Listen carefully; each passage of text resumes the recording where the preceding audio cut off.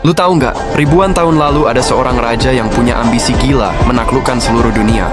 Dia adalah raja muda dari kerajaan kecil yang sebelum usianya genap 33 tahun, sudah menaklukkan wilayah membentang dari Yunani sampai India. Dia menang di setiap pertempuran yang dia pimpin. Tapi ironisnya, ia meninggal mendadak di puncak kejayaannya. 3 hari setelah ia wafat, kekaisaran terbesarnya langsung runtuh. Itu adalah kisah Alexander the Great. Alexander lahir tahun 356 sebelum Masehi di kota Pella di Makedonia. Ayahnya, Raja Philip II, adalah seorang jenderal ulung yang berhasil mengubah Makedonia, kerajaan kecil di utara, Yunani, jadi kekuatan militer baru. Ibunya, Olympias, adalah perempuan ambisius yang keras dan penuh intrik. Sejak kecil, Alexander tumbuh di antara perebutan kekuasaan, ambisi besar, dan bisikan bahwa dirinya bukan anak biasa. Olympias selalu menanamkan keyakinan bahwa Alexander adalah keturunan dewa. Konon dia sering bilang, "Kamu darah Zeus, kamu ditakdirkan jadi penguasa dunia." Keyakinan ini jadi bahan bakar ambisinya sejak kecil. Tapi pendidikan Alexander bukan cuma tentang kebangsawanan. Raja Philip tahu kalau anaknya harus lebih dari sekadar pangeran.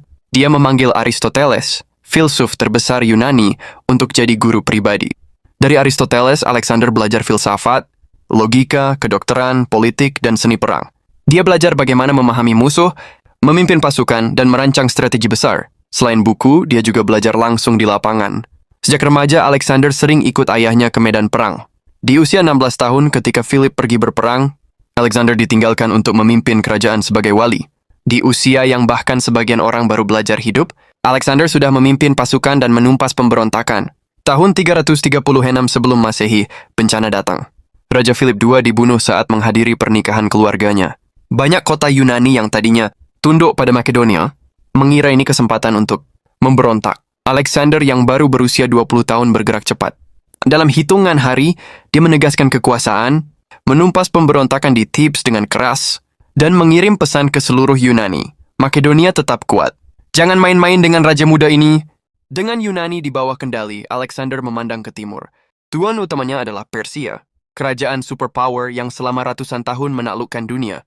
Persia punya pasukan raksasa, tapi Alexander punya sesuatu yang lebih berbahaya, otak strategi yang luar biasa. Dia memimpin pasukan ke Asia Kecil. Pertempuran pertama di sungai Granicus jadi ajang pembuktian. Walau pasukannya kalah jumlah, Alexander memimpin langsung serangan kavaleri yang memecah formasi musuh. Persia kaget. Anak muda ini bukan sekadar raja baru, tapi jenderal yang mematikan. Kemenangan demi kemenangan mengikuti.